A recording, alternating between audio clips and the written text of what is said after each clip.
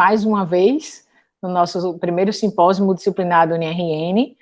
Hoje o professor Luiz, né, aceitou o nosso convite de bom grado, né, para participar do nosso simpósio com a palestra Constituição Federal e a Defesa do Estado e das Instituições Democráticas. Não, essa foi de ontem. Desculpa, Luiz, acho que eram duas, aí confunde um pouquinho. Os principais incidentes do processo penal. Ele é um homem múltipla função, né? Professor Luiz, por oportuno, é professor nosso de Direito Constitucional e Direito Processual Penal. Ele é mestre e graduado pela Universidade Federal do Rio Grande do Norte, mestre em Direito Constitucional, e autor do livro Pacote Anticrime, Comentários à Lei 13.964/2019. E, além disso, é idealizador do Direito à Cafeína, fica a dica, né? Uma oportunidade de aprofundamento do aprendizado no canal do YouTube, e da Educação Jurídica 4.0. E nosso prazer, ele é professor do UniRN. Né? Desejo que o senhor tenha, professor, uma excelente exposição e que possamos enriquecer, né, nossa tarde com aprendizado.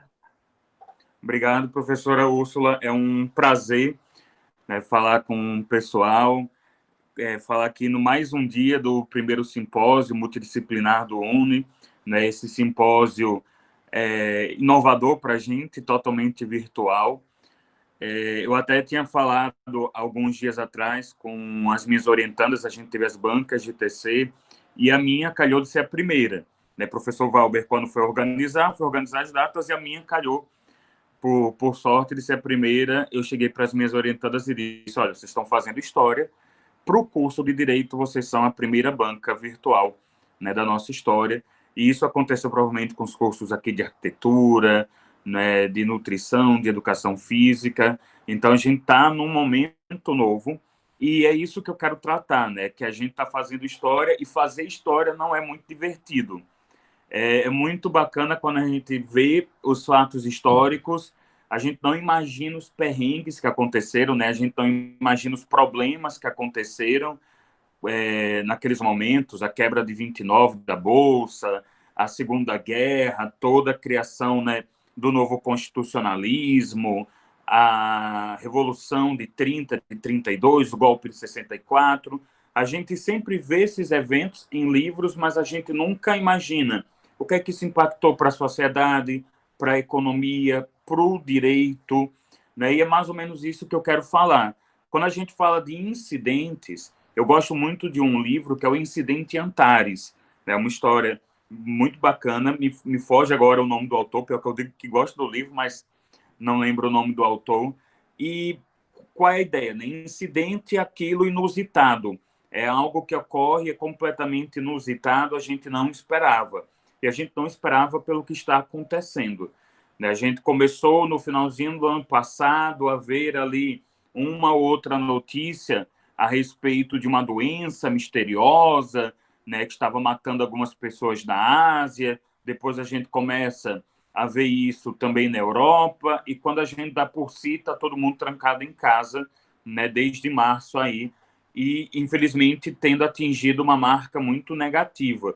Nós estamos hoje com 75 mil mortes, né, aproximadamente, o segundo país com maior número de mortos, com maior número de infectados, apesar de não sermos a segunda maior população. O crescimento estupidamente exponencial. Infelizmente, eu vou fazer aniversário, até você também, né? A gente tem a mesma data.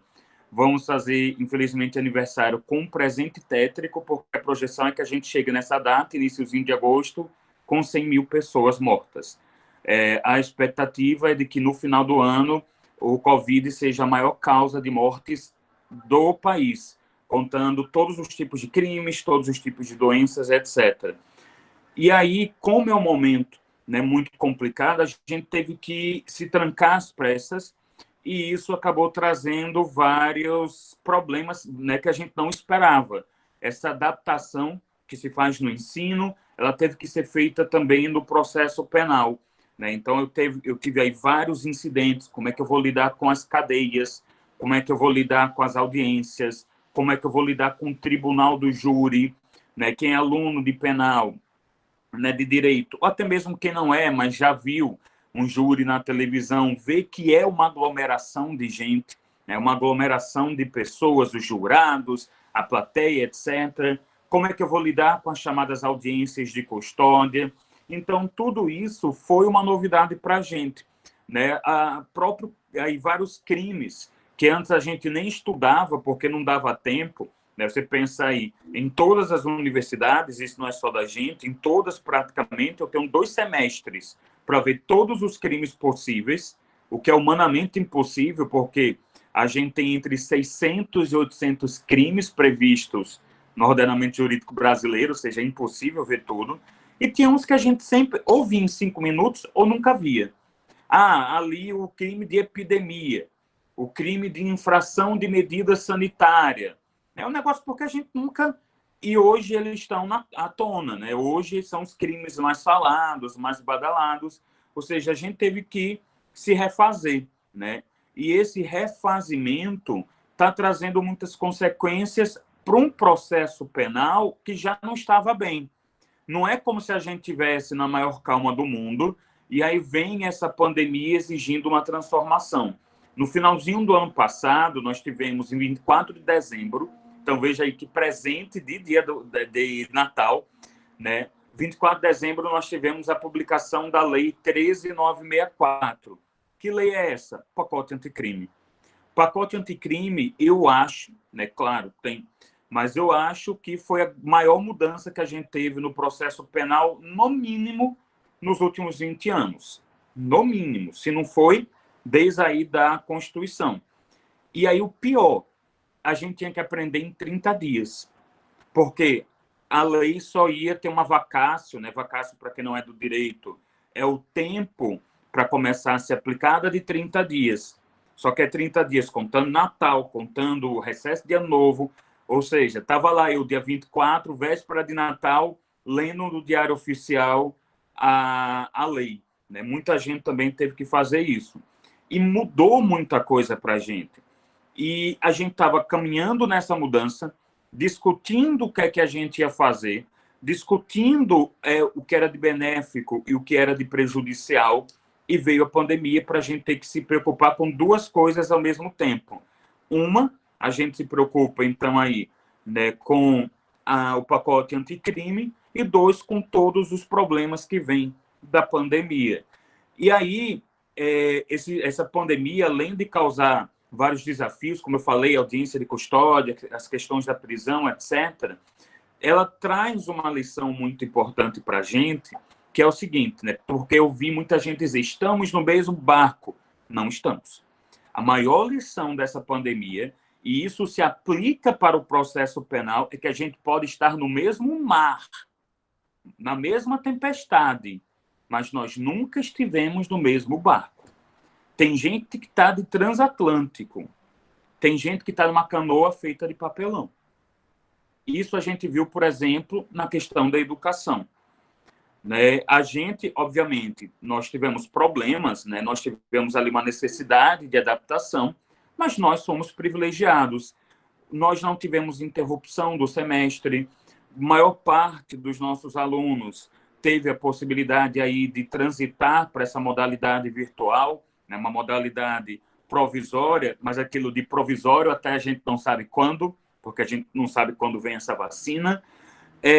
Aqueles que não tiveram oportunidade receberam auxílio, né? Eu soube de alunos aqui do UNE que receberam computador, pacote de internet. Agora, e o pessoal de escola pública? Eu não falo só de universidade federal. Né? O FRN hoje, o CONCEP estava discutindo a retomada do primeiro semestre de 2020, que vai causar aí um atraso gigantesco. Universidade estadual, a UERN, você vai lá para o campus da UERN de Açu. A maioria da população que mora no interior do interior nem chega a 3G. Como é que ele vai assistir uma aula, mesmo na pior qualidade? Né? Não tem como. Então, essa pandemia, por exemplo, mostrou esse abismo que nós temos na educação. E aí eu tenho esse abismo também no direito. Por quê? Porque, enquanto do lado de cá, quem estuda, quem é profissional, né, advogado, juiz, promotor, defensor, professores, a nossa preocupação é estudar como eu vou ali trabalhar com pacote anticrime com essas novidades. Do lado de lá, do lado, então, de quem responde a processo, de quem está preso, a preocupação é sobreviver. A preocupação deles é não terem os direitos de defesa totalmente tolhidos. Então, se algo a gente vai aprender algo, né, o novo normal, que muita gente diz, eu não sou tão otimista, eu não acho que a gente vai sair com uma iluminação budista, eu acho que a gente não vai aprender tanta coisa, mas uma coisa eu acho que a gente vai aprender, que a gente está no mesmo mar, na mesma tempestade, mas não é o mesmo barco. Por quê? Porque você vai ter pessoas que estão condicionadas ali a um sistema que não vamos, né, ter um sistema de defesa, não vamos ter um sistema penal saudável, etc. Outra coisa que a epidemia ela mostra um pouco é justamente, até a Deise comenta, né, o momento de pensar no outro. Boa parte do ordenamento jurídico penal, das leis penais, são voltadas para pensar no outro. Qual é a ideia base do direito penal? Né? Você tem várias aí exceções, várias definições, mas a definição principal hoje em dia é proteção de bens jurídicos. Eu vou punir A para que ele não ofenda B. Ah, mas ele já ofendeu B. Só que eu vou prendê-lo para evitar que ele ofenda C, que ele ofenda D. Ou seja, para que ele continue a ofender outras pessoas. E isso eu posso falar tanto do homicídio, para evitar que ele continue a matar, quanto eu posso falar da honra, para evitar que eu fira a honra de terceiros, falar da incolumidade pública, que é um nome muito complicado para falar da sociedade. Quando eu tenho esses crimes de incolumidade, contra a incolumidade pública, contra a saúde pública, é nada mais do que pensar em proteger os outros sem saber exatamente quem são esses outros. Um exemplo, que aí é justamente um delito que entrou na moda agora, é o artigo 268 do Código Penal, né, que é o crime de desobediência a infrações sanitárias. Quando o poder público me determina uma medida sanitária, como o uso da máscara de maneira obrigatória, como evitar aglomerações. Né? Nós tivemos vários decretos, uma hora eu tinha ali aglomerações mais restritas, outra hora eu admiti um pouco, agora a gente vai ter um pouco de reabertura. Tudo isso são medidas sanitárias, mais ou menos acertadas, a gente pode discutir se foram corretas, mais ou menos aí baseadas na ciência, a gente também pode discutir, mas eram medidas que nós tínhamos que cumprir. E o que nós vimos eram várias pessoas pensando, né, dizendo, mas é a minha liberdade de me reunir com os outros, a minha liberdade, né, de não usar máscara. E o direito penal ele tem uma resposta muito boa. Você não tem liberdade absoluta. Ninguém tem. Você não tem liberdade de ofender o outro. É para isso que existe injúria, calúnia, difamação, o crime de racismo.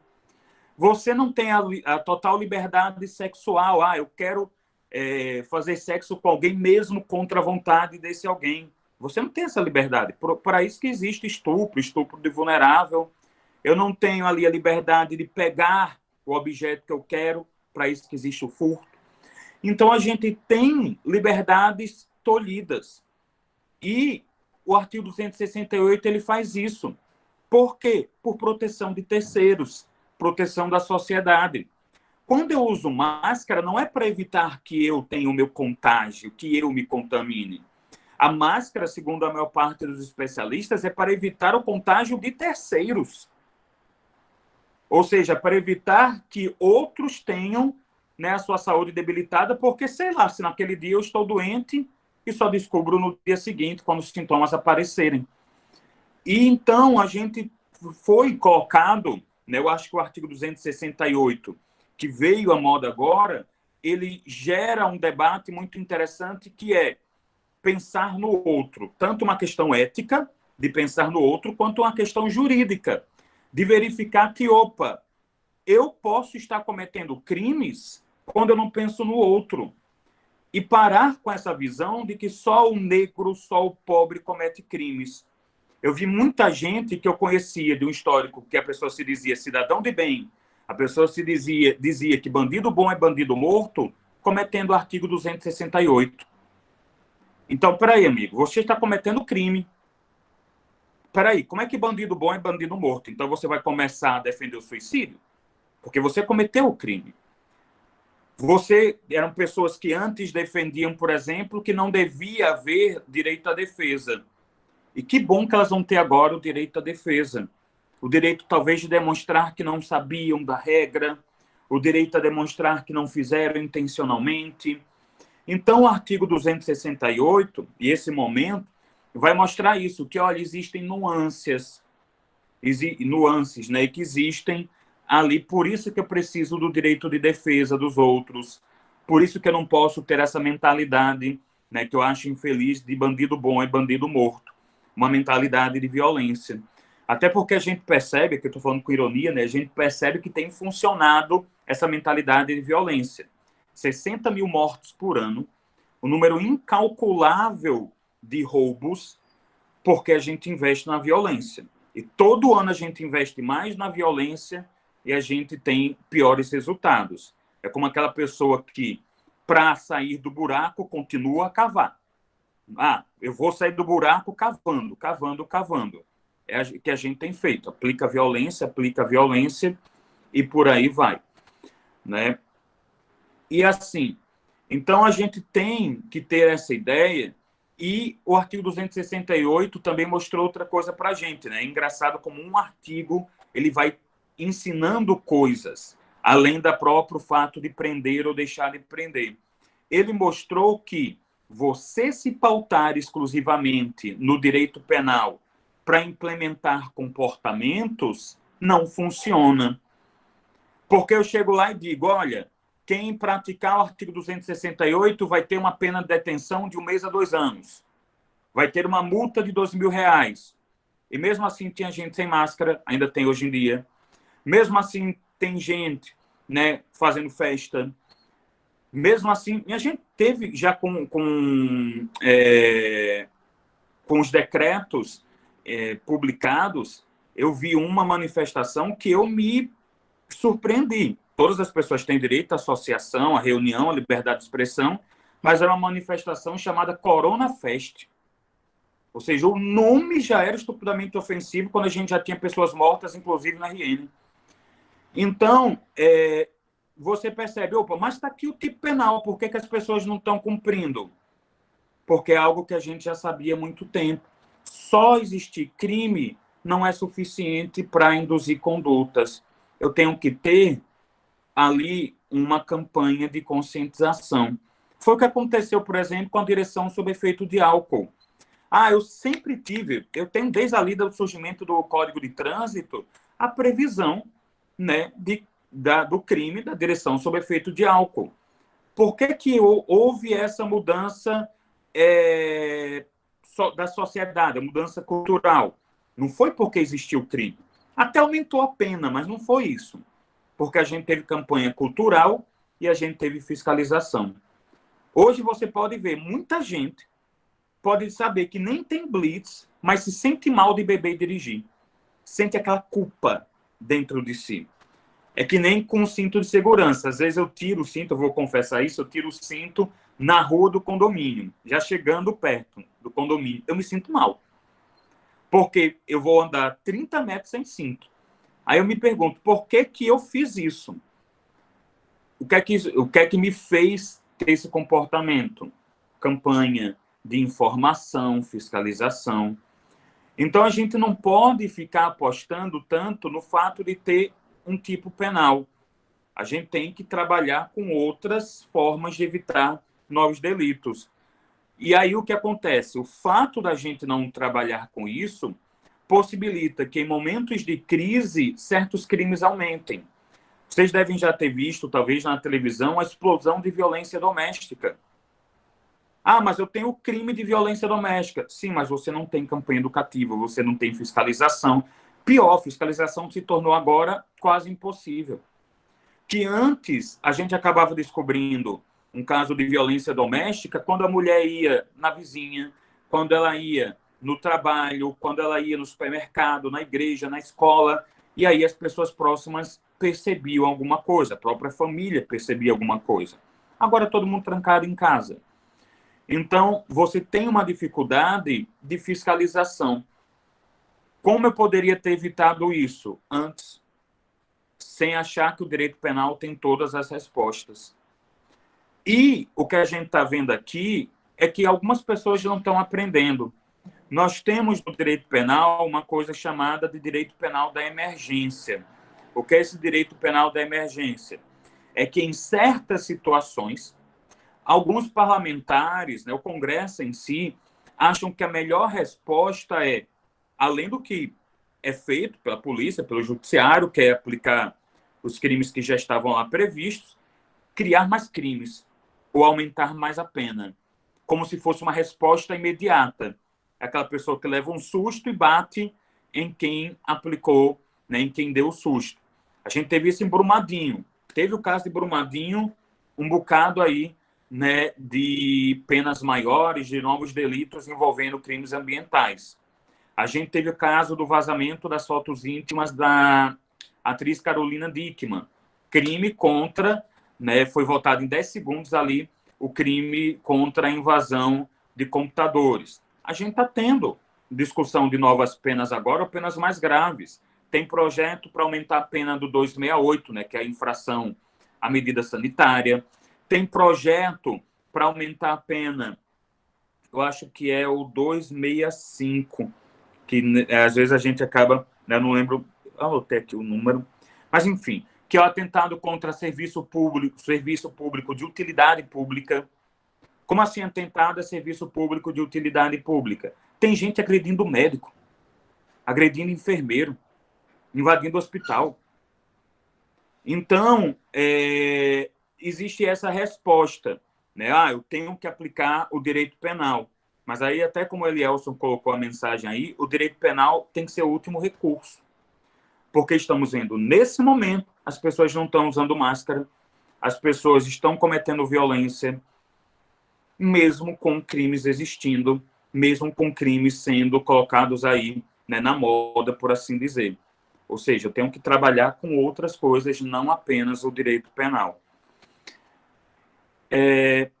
E aí o Genilson também comentou, né, o direito penal simbólico. A ideia de que, tá aqui, tem crime. Veja aqui, tem um crime. É um símbolo, mas na verdade isso não significa muita coisa.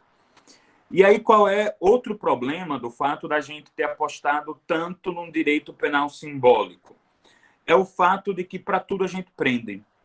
Às vezes a gente prende sem necessidade. Não estou dizendo nem que devia ou não ser crime, mas às vezes a gente prende alguém que poderia responder o processo em liberdade. Alguém que poderia, ao final do processo, nem ter uma pena de reclusão, uma pena de prisão. O cara poderia ter ali uma pena restritiva de direitos.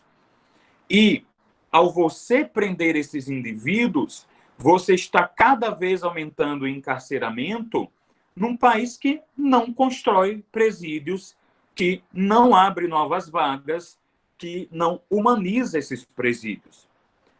A última vez que a gente teve uma grande liberação de verba, a gente tem um fundo penitenciário nacional, é um fundo bilionário, bi mesmo, com B, né, do governo federal, e durante os últimos 10 anos, esse fundo estava retido para fazer caixa, para dizer, olha como é bonito a gente ter dinheiro aqui.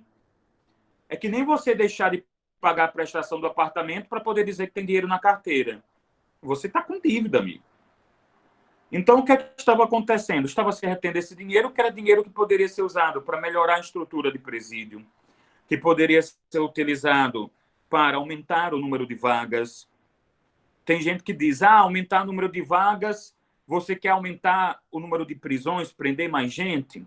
Não, muitas vezes aumentar o número de vagas é para poder aquelas pessoas que eu já prendi ter um pouco mais de humanidade. Eu não digo nem conforto, eu digo humanidade. E aí a gente teve, né, foi um momento até muito interessante, eu digo para os meus alunos, vocês podem discordar de muitas coisas do ex-presidente Temer, né, cada um tem direito às opiniões políticas, e é até bom que numa sociedade plural nós tenhamos, mas ele teve dois momentos muito interessantes para a segurança pública. O primeiro é quando ele faz a divisão do Ministério da Justiça com o Ministério da Segurança Pública, e o segundo é quando ele abre os cofres do fundo penitenciário, possibilitando reformas e construções de novos presídios e de novas vagas. Só que isso não era suficiente ainda, tá certo? Ou seja, ainda eu tenho, como até a professora Úrsula colocou, uma situação estupidamente degradante. Eu fui, enquanto assistente, né, eu era assistente do juiz de execução penal, Dinísia Floresta, que também é um juiz de execução penal aqui de Natal. Eu fui a presídios, e, pessoal, você se aproxima de uma cela, que eu estou olhando aqui para a minha sala, não é maior do que a minha sala. Então, se alguém mora aí num apartamento de 2 quartos, provavelmente pense aí na sala de vocês, com 20 pessoas. Quando eu recebo um amigo meu aqui, das 6 pessoas, eu já penso, poxa, eu poderia ter uma sala maior. Imagine 20, sem ventilação, sem tratamento de água. O que é que eu vou fazer com essas pessoas? Qual a probabilidade de você ter alastramento de doenças? Então, apostar num sistema, né, num processo penal, num direito, perdão, penal simbólico, prende mais gente. E eu amontoo essas pessoas. É um amontoado. Com detalhe, se você for falar com criador de gado, com um fazendeiro, ele vai dizer que não vai criar o gado dele daquela maneira. Porque ele não vai desrespeitar o gado dele. Se você perguntar para dono de sítio se ele vai criar as galinhas dele daquela maneira, ele vai dizer que não vai criar as galinhas dele assim, porque não quer maltratar as galinhas. E a gente trata seres humanos assim. Ah, mas é bandido. Novamente, cuidado com a ideia do bandido bom, é bandido morto. Que quem deixa de utilizar a máscara quando tem decreto mandando utilizar, comete crime. Eu sempre falo isso. Se a gente for olhar com atenção, nós cometemos crimes. Você que já baixou aí um filme, né, pirata, crime. Deixou de devolver um livro, esqueceu aí, né? Pegou um livro emprestado e não devolveu. Fez aquelas comprinhas viajando e aí esqueceu, a pessoa esquece de declarar uns 2 perfumes. Crime, crime, crime. Porque, como eu falei, o direito penal da gente, né, tem 600 a 800 crimes. Você pergunta para qualquer professor de direito se ele tem tudo decorado, não tem. Todo dia eu vou aí descobrir crime novo. Eu posso ter 30 anos de carreira. Então, eu não posso usar esse discurso bandido bom e bandido morto, porque uma hora ele vai voltar contra mim. Até porque existe também uma outra possibilidade de eu ser acusado e ser inocente. Direito à defesa, todos nós temos, direito à presunção, né, de não culpabilidade. Eu estava agora mesmo aqui no Instagram, passando rapidinho enquanto esperava a palestra, aí apareceu uma notícia de um cara que ficou 40 anos preso, foi liberado por causa do exame de DNA. O exame de DNA mostrou que ele não tinha sido o assassino. 40 anos preso. Né? E aí a pena que deveria, até alguns estão comentando, deveria ser para a ressocialização. A gente sabe que, infelizmente, não é. Só que aí qual é um dos grandes problemas que a gente está enfrentando na pandemia? Se a gente já está tendo disseminação, né, aqui, em que a gente tem espaços arejados, em que pelo menos 40% das pessoas, a 40, 60, depende do estado, está tendo isolamento, imagine num local quente e abafado com 20 pessoas por cela. É por isso que o CNJ começou a discutir a questão da prisão domiciliar. Ele chegou a recomendar, a gente teve uma recomendação do CNJ há algumas semanas, a recomendação 62, e veja, recomendação, não vincula. Era basicamente o STJ chegando para os juízes e dizer, pessoal, bora pensar um pouco na necessidade de prender? Bora pensar um pouco se aquele que está respondendo a um processo precisa estar preso? Obviamente, um homicida talvez precise. Um traficante precisa, né? O cara que está comandando ali o tráfico. Um ladrão de bancos, alguém com ficha corrida. Agora, será que um garoto primário que traficou 10 gramas de maconha, foi lá, um aviãozinho, ele precisa responder o processo preso? Ainda mais nesse momento? Será que eu não poderia aplicar uma outra medida como, por exemplo, prisão domiciliar? Foi o que o CNJ fez, ele não mandou ninguém fazer. E aí todo mundo, muita gente caiu em cima. CNJ quer soltar a bandidagem, CNJ quer... Não, o que o CNJ fez foi um convite à reflexão, que inclusive o próprio STF também chegou a discutir se endossava ou não. No final das contas, o STF não endossou, mas foi uma questão processual, porque disse que não caberia a ele, né, fazer o reforço de uma recomendação. Mas vários ministros deixaram claro que é o seguinte: não vamos dar uma ordem geral, mas cada juiz tem que pensar no caso a caso, tem que pensar nas necessidades, na vulnerabilidade daquele indivíduo, né? Se ele corre perigo porque já há transmissão do Covid no estabelecimento prisional, se ele está no grupo de risco. E o que a gente viu foi uma demonstração do que eu digo, que nós temos 3 processos penais no Brasil. Nós temos o processo penal justo, que é esse da Constituição, que os juízes avaliavam caso a caso de maneira correta. Quando era possível, soltava-se entre aspas, né? Colocava-se em prisão domiciliar. Quando não era possível, por causa da gravidade, do perigo de fuga, não se colocava em prisão domiciliar. Justíssimo. Nós tínhamos o segundo processo penal brasileiro, que é o processo dos negros e pobres, que é o quê? Não vou soltar. Qual a justificativa? É perigoso. O juiz não gastava nem 2 linhas para dizer o porquê, enquanto tinha colega dele que analisava caso a caso com profundidade. Mas aí chegava esse juiz e não vou soltar.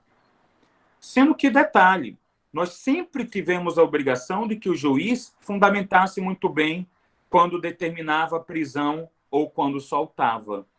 O pacote anticrime reforçou isso. O pacote anticrime praticamente pegou na mão do juiz agora e disse: você vai fundamentar. O artigo 315, parágrafo 2º, passa meia hora dizendo: olha, se você fizer isso não é fundamentação. Se você fizer aquilo também não é. Se você fizer... Obrigando. E tem juiz que não fundamentava. Resultado, nós tivemos o exemplo que eu acabei de falar. Um rapaz negro, pobre, que traficou 10 gramas de maconha, foi preso preventivamente, adoeceu. A Defensoria Pública, porque obviamente ele não podia pagar advogado, impetrou um habeas corpus para que ele fosse colocado em prisão domiciliar, foi negado pelo Tribunal de Justiça e pelo STJ. Resultado, morreu no estabelecimento prisional. A gente pesou o quê? Eu vou manter um grande traficante preso, grande, 10 gramas, primário. Sabe quanto ia ser a pena dele? Em torno de 3 anos e meio. 3 anos e meio é regime aberto. Regime aberto você não fica no estabelecimento prisional. Ou seja, quando ele fosse condenado, ele não ia ficar. Mas o desembargador e o ministro do STJ acharam que ele devia ficar recolhido no meio de uma pandemia.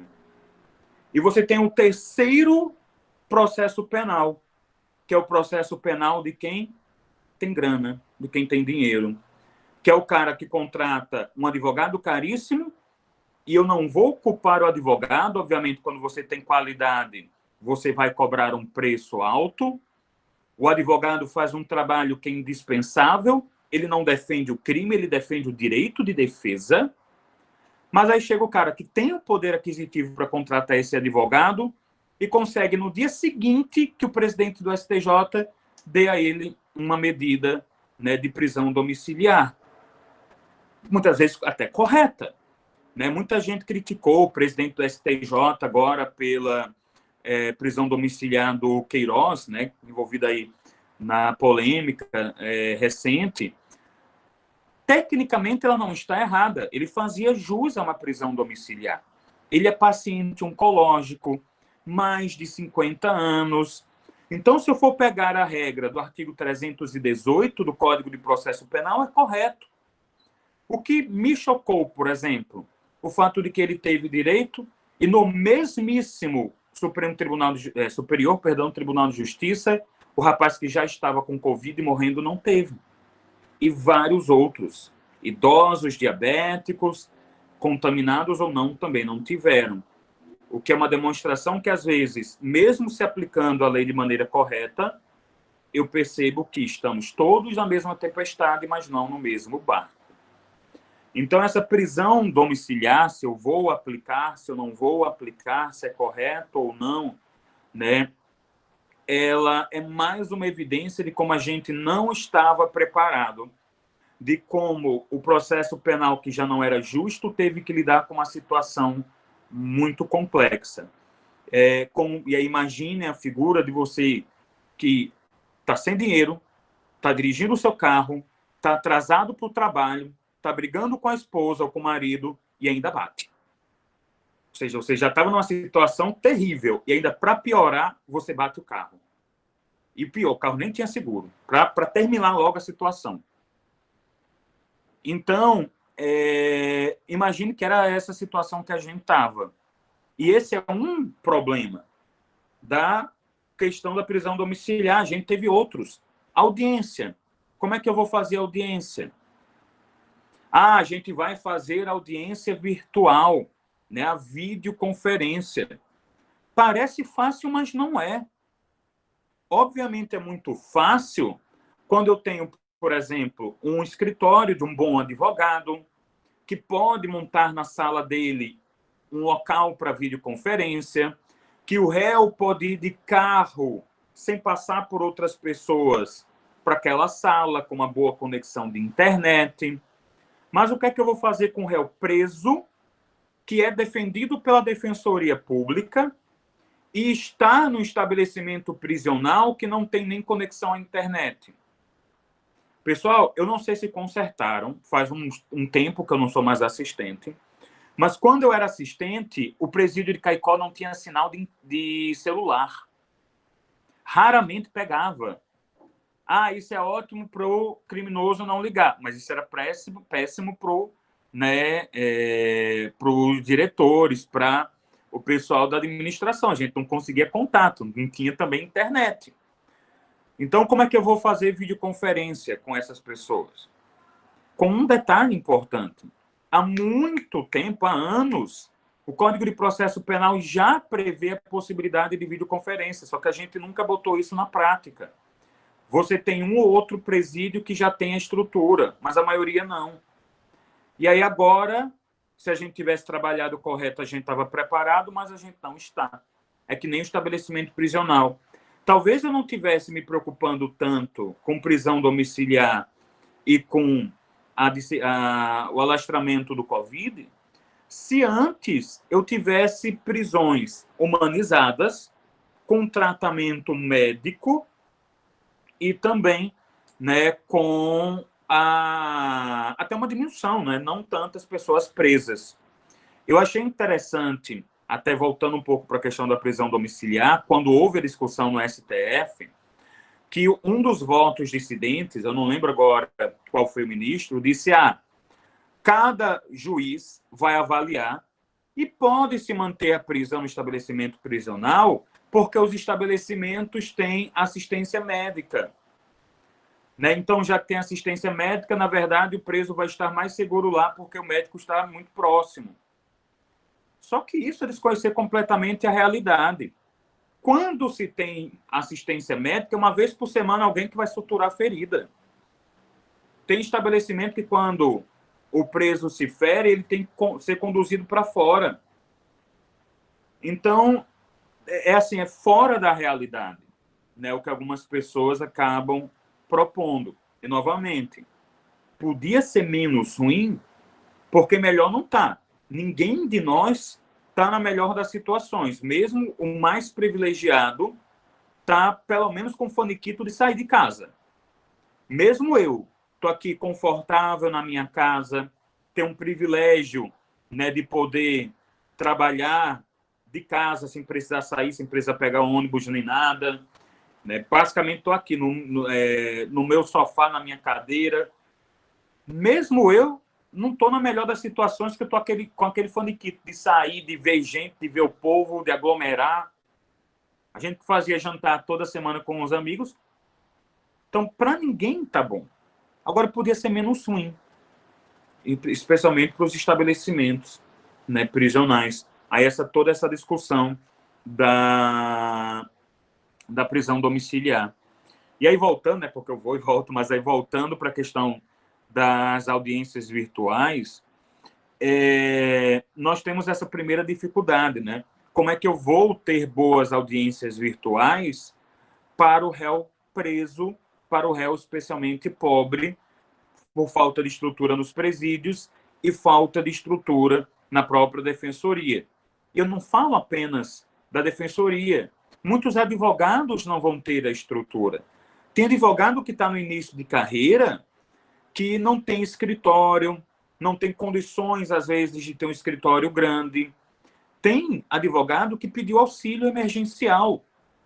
Por quê? Porque ainda não havia, né, tido um bom posicionamento na carreira, estava começando, porque perdeu muitos clientes agora. Então, como é que eu vou obrigar esse cara e chegar para ele e dizer, olha, você vai montar toda uma estrutura de videoconferência, você vai levar o réu, né, você vai levar as testemunhas. E falando em testemunha, eu tenho um segundo problema aqui. Como é que eu vou garantir a imparcialidade das testemunhas? Uma coisa é estar vendo a testemunha na sala de audiência, porque o promotor e o juiz estão vendo se de repente o advogado ou defensor não está lá instigando, influenciando ou coagindo a testemunha. Ou então o contrário, o advogado vai ver se o promotor ou o juiz é que não estão fazendo isso. Agora, tá a testemunha aqui. Como é que eu sei que não tem alguém do lado ou até no WhatsApp dando orientação para essa testemunha? Como eu sei se a testemunha está prestando atenção no que está sendo perguntado? Ah, mas a testemunha ela está olhando para a tela. Sim, poderia estar metade audiência aqui e metade Netflix. Eu estou olhando para a tela impassível, mas na verdade estou olhando para o Netflix. Então eu não tenho como ter essa segurança. E não foram dadas respostas a respeito disso. O CNJ, na semana passada, ele editou uma resolução, ainda nem tem número, é bem novinha, na 35ª sessão extraordinária. Eles fizeram uma sessão extraordinária na sexta de noite, e era uma resolução tentando regular, tentando unificar as audiências por videoconferência. Porque o melhor de tudo é isso. Começou em março o isolamento, e desde então, cada tribunal estava fazendo de uma maneira. Cada juiz estava fazendo de uma maneira. Então, às vezes, tinha um defensor público que atuava em 4 ou 5 comarcas, um promotor que atuava também em 4 ou 5 comarcas, tendo que se acostumar a 4 ou 5 coisas. Tinha tribunal que usava Zoom, tinha tribunal que usava o Meet, tinha tribunal que usava o Skype, que mandava o advogado ir, que não mandava, né, presencialmente. Então, era uma coisa absurda e só semana passada regularam. E mesmo esse regulamento não é suficiente, pelo menos ao meu ver, porque traz umas coisas muito bonitas, muito abstratas. Né? Só ler aqui rapidamente, olha só que coisas bonitas. Deve-se considerar a igualdade de tratamento das partes do processo, a presunção de inocência, o contraditório, né? Deve-se permitir a participação do réu na íntegra, quer dizer que ele vai estar ali o tempo todo na conversa. Deve-se garantir o acesso do advogado. É coisa bonita, mas deve. Hora nenhuma chega para o tribunal e diz, tribunal, você vai fazer dessa maneira. E aí estão lá os tribunais e juízes sem saber o que é que vão fazer. E muitas vezes não é culpa desses tribunais e desses juízes. Eles estão tendo que aprender na marra. É gente que nunca pensou em fazer uma videoconferência na vida, apesar que deviam, já que tem um tempinho que o Código de Processo permitia. E agora estão tendo que aprender na marra. E aprender num péssimo momento. Né? Então você tem todas essas dúvidas. E aí chega em 2 momentos cruciais que estão sendo muito debatidos, que é o que fazer com o júri e o que fazer com a tal da audiência de custódia. Porque o júri,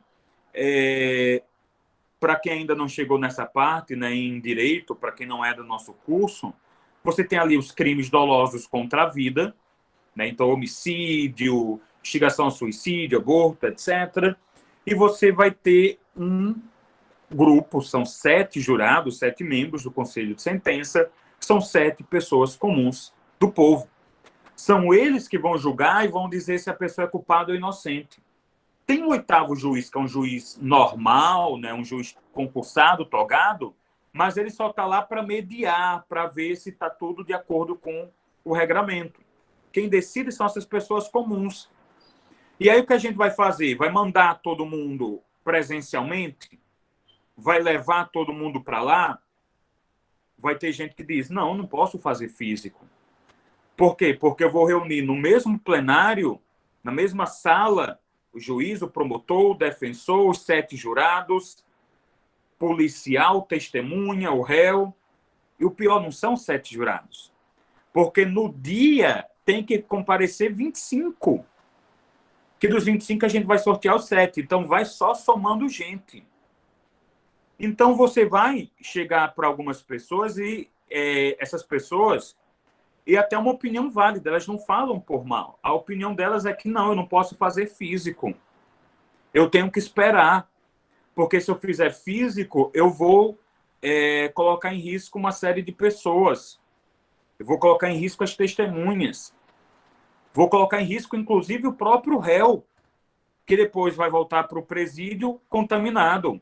E aí gerar mais contaminação lá dentro. Só que aí tem um problema. E quem está preso? Preso provisório, esperando o processo. Se eu atrasar o processo dele para o ano que vem, é mais um ano que ele vai ficar preso. E pode ser que ele seja inocentado e vá para casa. Mas ele vai ter que ficar mais um ano esperando. Aí tem um segundo grupo que tenta responder. Diz, não, então bora fazer tipo videoconferência, como se faz nas audiências normais. Só que aí a gente tem vários problemas. Novamente, como é que eu garanto que a testemunha não está sendo constrangida? Porque pode muito bem estar uma janelinha do WhatsApp lá, o advogado ou o promotor mandando o que ela tem que falar. Como é que eu sei que o jurado está prestando atenção? O jurado tem que prestar atenção. Eu lembro até de um caso, né, que aconteceu numa comarca do interior, que tinha um oficial de justiça que a função dele era fazer o júri prestar atenção. Às vezes tinha lá que estava quase dormindo, ele chegava, dava um safanão, mexia na cadeira. Né? Para quê? Para o jurado acordar, prestar atenção, porque se o jurado deixar de prestar atenção, o julgamento é anulado. Aí, como é que eu sei que o jurado está prestando atenção? Ah, mas ele está vendo, né? Eu estou vendo ele olhando para a câmera. Novamente, ele pode estar olhando para o Netflix. E ele está assim. E o pior, que ainda tem uns que ficam assim, balançando a cabeça, tipo, estou entendendo. Mas, na verdade, o cara está olhando para o Netflix. Outro, o júri diz que os jurados são incomunicáveis. É diferente de filme. Filme, que é o júri americano, você vê os jurados lá conversando, na mesa. Não. Aqui cada um vota sem dizer para o outro, sem combinar. Aí, como é que no júri virtual eu vou dizer, né, que os jurados não vão entrar em contato? Novamente o WhatsApp. E aí, pronto, o que é que eu faço? Eu vou fazer virtual e correr o risco de contaminar? Ou vou fazer presencial, perdão, e correr o risco de contaminar? Ou vou fazer virtual e correr o risco da injustiça? Aí chega uma terceira parte, né, um terceiro grupo que diz, bora tentar meio a meio? Tipo assim, os jurados vão, mas a gente arranja um espaço muito grande. Então a gente está tentando arranjar o que fazer. E por que a gente está tentando? Porque o nosso processo penal, o nosso direito penal e o nosso sistema carcerário sempre foram problemáticos. Sempre foram muito complicados. Novamente, a ideia da batida do carro. Se você não estava atrasado para o trabalho, se você tem o seguro, se você estava de boa conversando lá com seu marido, com a sua esposa, escutando música, bateu o carro, foi algo que aconteceu. Acaba, às vezes, nem se estressa, fica conversando de boa. Por quê? Às vezes, quando você está preparado, aquilo que vem e te atrapalha a vida, você se adapta, melhor ou pior. Não vou dizer que vai ser algo bom, você vai ficar sem carro, mas por alguns dias, mas resolve-se. Agora, novamente, a situação que eu estou falando de você brigado, sem dinheiro, atrasado para o trabalho, sem seguro e ainda bate. É isso que aconteceu com o direito penal. É por isso que nós estamos tendo tantos incidentes, tantos problemas. Ah, qual é a solução? Nesse momento, eu não sei te dizer. Se o CNJ não sabe, se o STF não sabe, se o STJ e milhares de juízes e desembargadores pelo país não sabem dizer, professores muito melhores do que eu, Auri Lopes, Guilherme Madeira, não sabem, não sou eu que vou dizer. Ah, então você só veio aqui reclamar. Eu digo, não, eu tenho não a solução para agora, mas existe uma solução que é muito clara para a próxima crise. A gente tem que consertar o direito penal, o processo penal e o sistema carcerário. Só assim a gente está preparado para a próxima crise, que Deus sabe se vai acontecer. A gente se livra do Covid, né, o ano que vem com a vacina.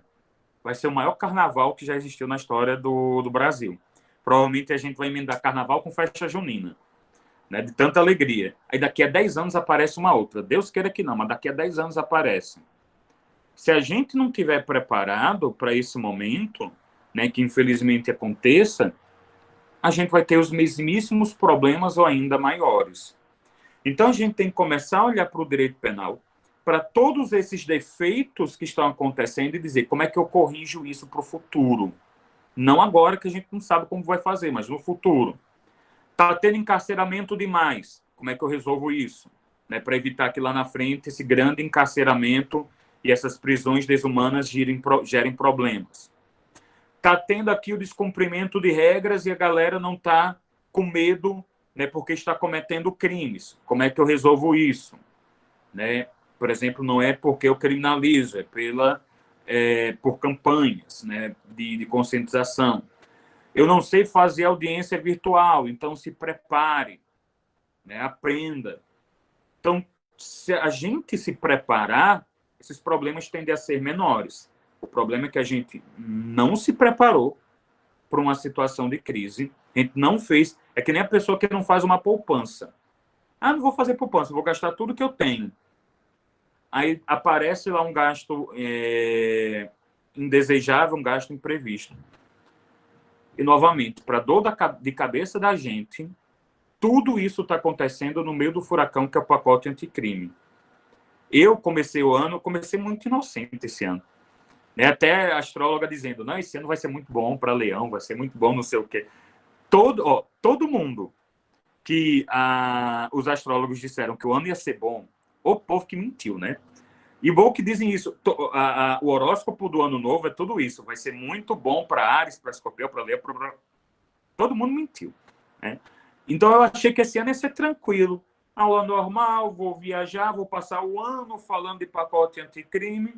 Quando a gente deu por si, eu passo o ano, na verdade, toda semana olhando o CNJ, falando de audiência de custódia, que, aliás, eu nem falei que não deu tempo, né? Mas bem rapidinho. Que é audiência de custódia? É que tanta coisa, pior que eu tenho anotado, mas tanta coisa. O que é audiência de custódia? É uma audiência que, assim que você é preso, né, artigo 310 do Código Penal, do Código de Processo, você é apresentado ao juiz. Por quê? Para que o juiz verifique se você sofreu tortura, não é nem só pela fala, por sinais físicos. E para que o juiz, ao decidir, tenha um pouco mais de profundidade na hora de manter sua prisão ou de soltar. Muita gente diz, de maneira, ao meu ver, errada, a audiência de custódia foi feita para soltar. Não. A audiência de custódia foi feita para o juiz refletir se deve soltar ou se deve prender. Né? Claro, só pode prender se houver pedido do MP ou do delegado, mas aí o juiz vai refletir. Por que isso é importante? Para essa reflexão, estar na frente, porque ele vê que ali tem uma pessoa, não é um pedaço de papel. Ele vê que ali tem alguém que pode ter sido realmente violento, tem risco de fuga, tem risco, né, de continuar a cometer delitos e deve ser preso, ou alguém que deve responder o processo em liberdade.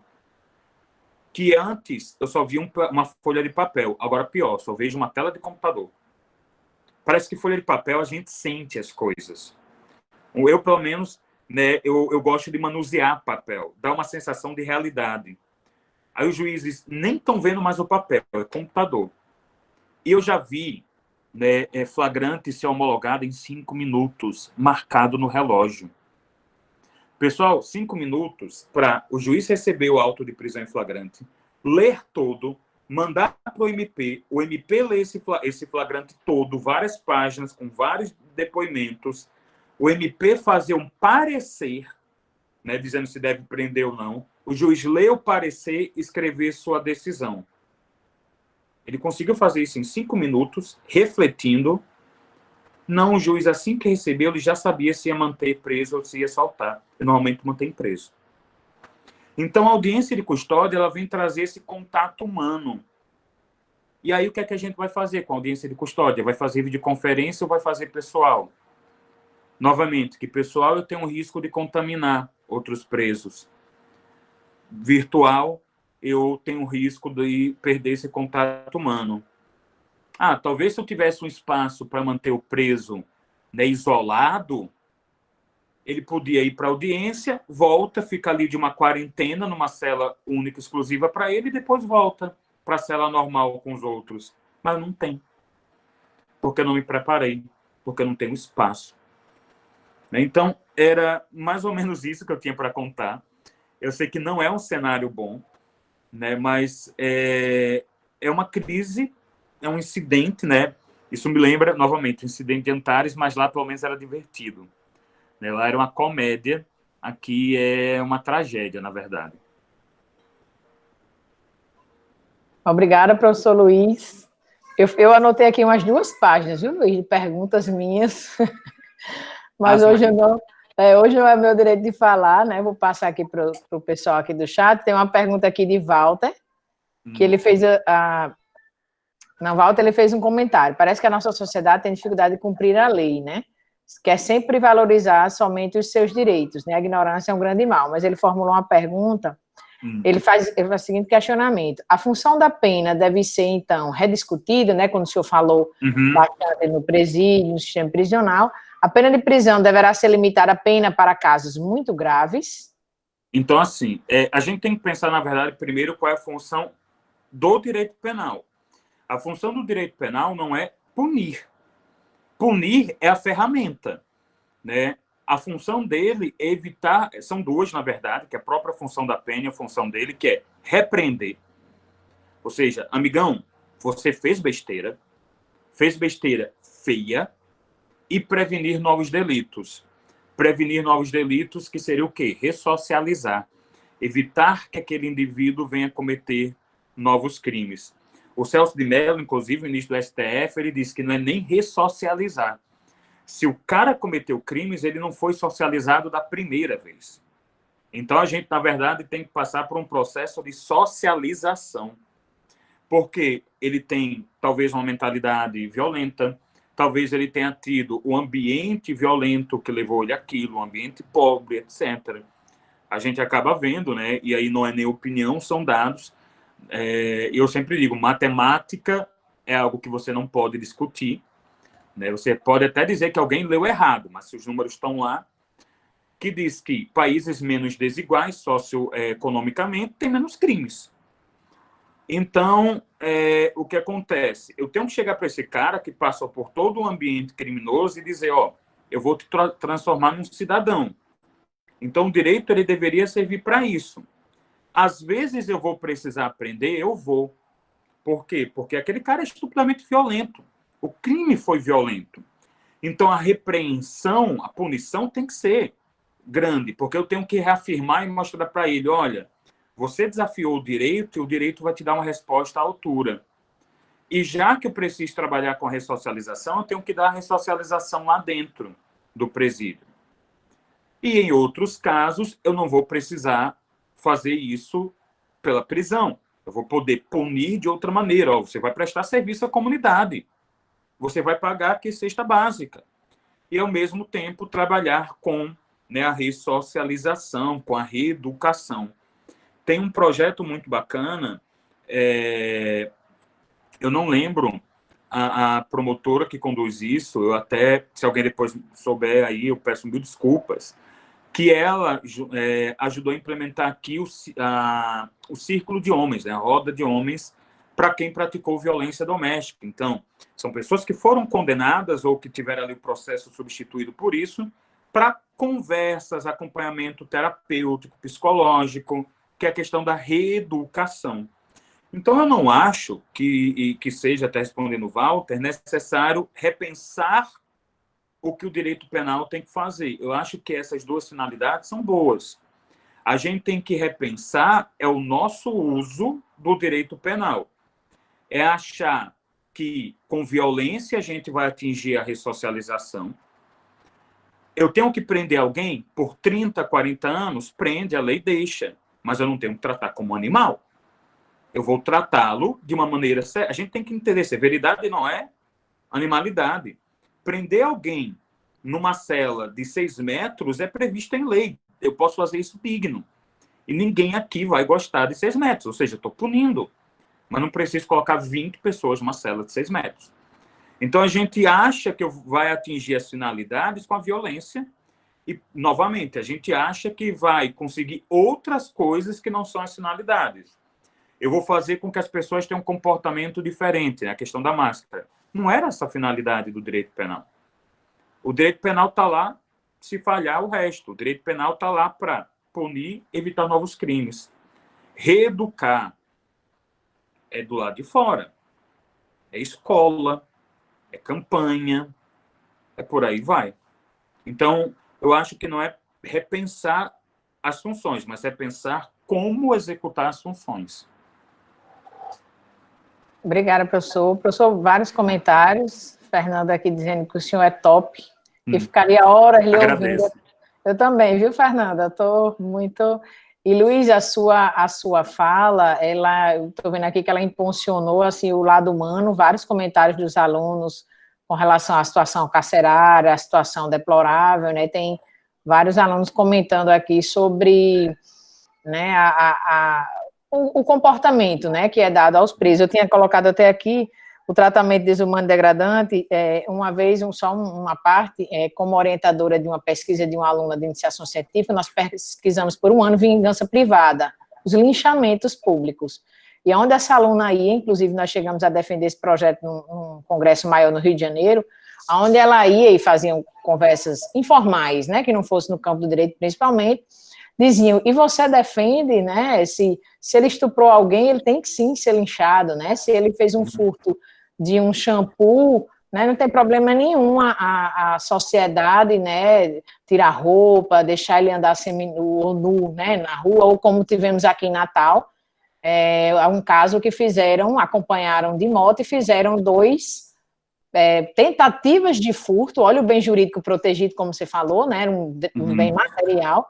Então, eram duas pessoas que tentaram furtar e foram obrigadas a se jogar da ponte nova, né, e amarrados. Então, na verdade, eles só sobreviveram porque tinham pescadores, mas assim... Um detalhe, Úrsula, na verdade não foi tentativa, não chegou a configurar tentativa. Por quê? Porque eles estavam com a arma, que aí, como não foi, né, apreendida, a gente nem sabia se ela tinha capacidade de disparo ou não, muitas vezes nem tem uma arma velha, e não chegaram nem a abordar alguém. Então, nem tentativa foi, ou seja, para o direito penal, nem se aplicaria nada. E se aplicasse, seria o porte de arma, mas aí ela teria que ser periciada.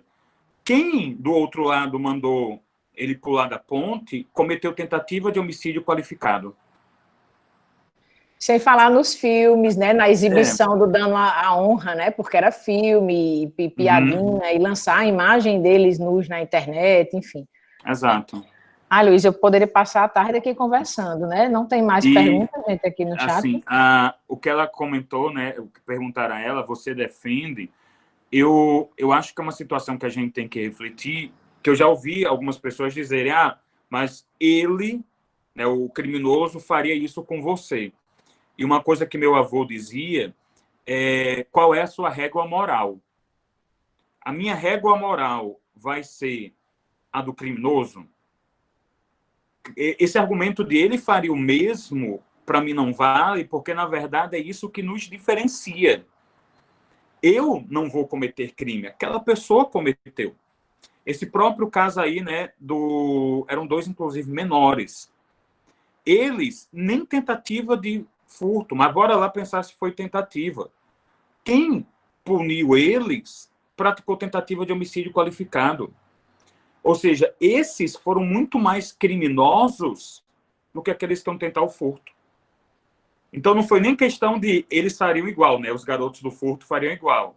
Os garotos do furto não tentariam matar alguém, pelo menos até então não tentaram. Mas os justiceiros tentaram. Então, a gente tem que se preocupar isso. Qual é a minha régua moral? A minha régua moral não pode ser de quem comete crime. Ainda mais se eu me colocar numa posição privilegiada. Como assim? A criminologia, obviamente, ela não isenta a vontade de alguém, não é dizendo essa pessoa não tem culpa, ela tem, mas a criminologia vai avaliar o que facilitou que aquela pessoa cometesse um crime, questão social, né, criação, etc. Como é que eu, do lado de cá, sou uma pessoa privilegiada, e não vou ser hipócrita, eu sou branco, cristão, hétero, branco, né? Se eu for para a Europa, eu não sou, mas branco para o Rio Grande do Norte, eu sou. Classe média, ensino superior, eu marco ali, na lista de privilégios, eu marco tudo. A única coisa que eu não fui foi herdeiro, né? Eu não sou rico. Meu pai me deixou educação, meus pais me deixaram educação, mas dinheiro, infelizmente, não deixaram, não. Então, eu marco lá tudo. Então, eu não tenho nenhuma desculpa para cometer crime. Eu não posso dizer, eu fui levado a isso por falta de opções. Eu fui levado a isso por uma má criação familiar. Não, eu tenho uma criação familiar exemplar. Então, como é que eu vou dizer o cara faria igual a mim e me igualar para ele? O que me estabelece como alguém, né, moral é seguir a lei. Obviamente, se eu discordar, eu vou tentar mudar a lei de maneira não violenta, mas eu tenho que seguir a lei, né, e ter esse cuidado com o outro, que talvez esse do lado de lá não tenha, né? E eu acho que é muito isso. Você defende? Eu defendo a legalidade, eu defendo a humanidade. E isso não isenta da gente defender que criminoso tem que ser punido, obviamente comprovado e tudo mais. Eu defendo prisão domiciliar. Eu defendo. A gente tem que pensar muito sério na pandemia em prisão domiciliar. Isso não quer dizer que é para soltar todo mundo, né? Então, ser humano é o mínimo que a gente tem que ser. Obrigado, professor. Continua aqui os comentários, os elogios à sua ótima abordagem. E eu vou fazer a última leitura, comentário de Lindicea. Obrigada, Lindicea, pela sua presença. É nossa assistente social. Ela disse o seguinte: uma prova que a reeducação é eficaz são os homens que passam pela Lei Maria da Penha e que, na sua grande maioria, não voltam a cometer crime de violência doméstica. Realmente, nós temos aqui um exemplo bacana, né, da atuação da nossa vara, tentando fazer esses processos de ressocialização e conseguindo com sucesso. Tem um caso, só, perdão, eu te interromper. É um caso que, para os meus alunos de penal, eu costumo trazer. Eu, obviamente, não vou falar o nome para preservar a identidade dele, mas mostra a questão da ressocialização. Teve um rapaz, 20 anos, novinho, ele era segurança de uma boate, foi apartar uma briga, né? O namorado, o marido, estava agredindo a esposa, a namorada, na boate, e foi apartar, levou o rapaz para fora, o rapaz olhou para ele e disse: vou te matar. E, em alguns dias, quando ele chegava na boate e saía, de madrugada, de ônibus, ele viu o rapaz de carro. O que é que o garoto fez? Foi e comprou uma arma. Um belo dia de ônibus, o ônibus foi parado pela polícia para fazer a revista, porte de arma de fogo. Com um detalhe, como o garoto não sabia, ele nunca mexeu com arma, ele comprou uma arma de uso restrito, ou seja, pena maior ainda. Eu tinha qual possibilidade? Prendê-lo. E aí, imagine o que é que sairia do sistema carcerário, ou eu poderia optar por uma solução menos gravosa. Foi o que o juiz determinou. Eu conheci esse garoto quando eu trabalhava no Poder Judiciário, porque ele estava pagando pena de prestação de serviço lá. Ele trabalhava junto, né, com a gente. Resultado: estupramento.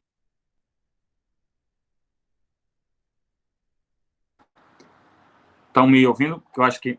Então, ele Voltou, é um Luiz. rapaz estupidamente educado, terminou a pena dele, todo mundo da vara gostava dele, fizeram uma festa quando terminou, foi cursar direito. A última informação que eu tive dele, porque às vezes você perde, né, contato, foi da colação de grau dele. E aí eu disse, deixa eu dar uma olhada no sistema para ver se ele não se meteu em encrenca. Zerado. Só aquela condenação. Ou seja, a gente conseguiu, pensando fora da caixa, pensando em não carcerizar alguém. Perfeito, professor, obrigada.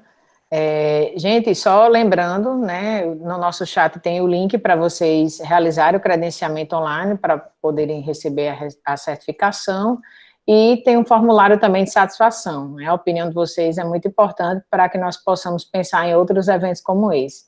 Professor Luiz, mais uma vez agradeço a sua disponibilidade, né, em dose dupla. É interessantíssimo observar a casadinha do direito constitucional com o direito penal, porque, na verdade, tudo que você falou da abordagem do ser humano sempre é análise dos direitos fundamentais, né, o tempo Exato. todo, a aplicação da norma, tratar o ser humano como um sujeito de direitos que nós somos, né, ou deveríamos ser, né, por todos reconhecido. Então, só agradecimento, professor, agradeço a todos os presentes, alunos da graduação, não só do curso de Direito, mas de outros cursos, da nossa pós-graduação, e tinham quatro inscritos externos, né, sejam Que bom. bem-vindos. Sejam bem-vindos à UniRN. O senhor quer fazer alguma palavra de encerramento, professor? Só agradecer pelo convite, né, pela oportunidade de fazer parte.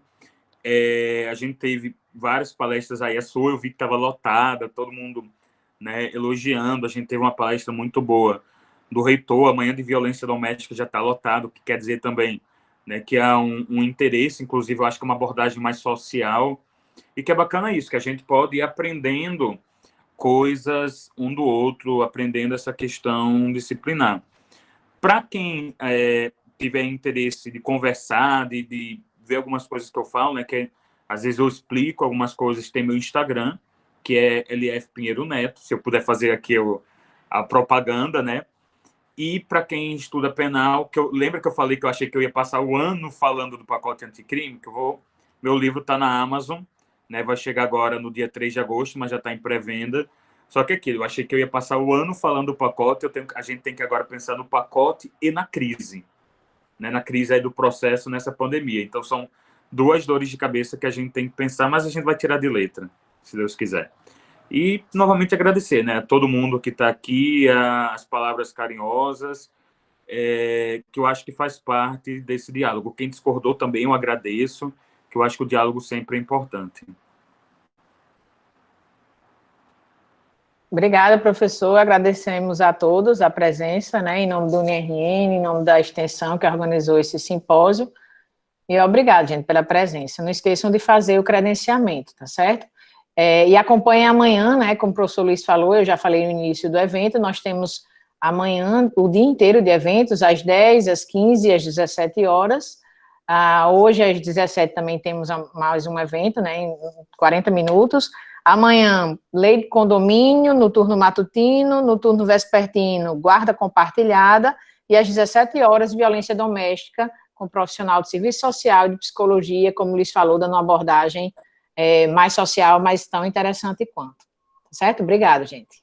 Boa Obrigado, tarde, pessoal. Até mais.